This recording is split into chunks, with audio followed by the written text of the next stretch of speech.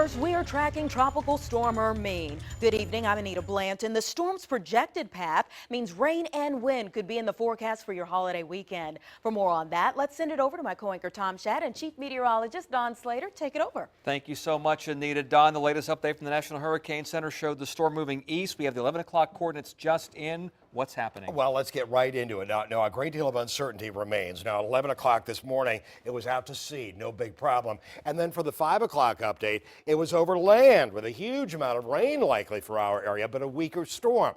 Well, now it's compromised just a bit, but still uncertainty remains. Center of the storm is on the north edge of all of this cloud cover, right on into here.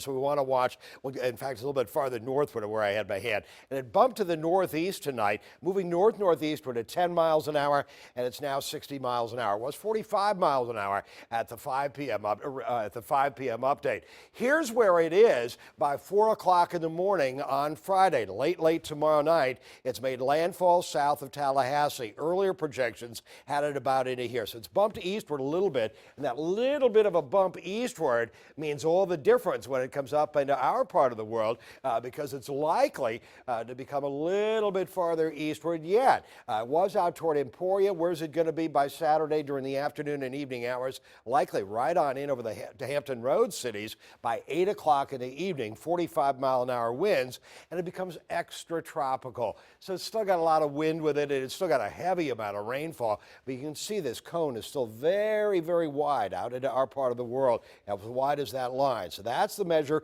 of forecast uncertainty as we reach its way into Saturday and Sunday. We're going to talk about that. We're going to talk more about what we can expect in terms of rain, wind, when, all of that will be laid out for you coming up in just a few minutes.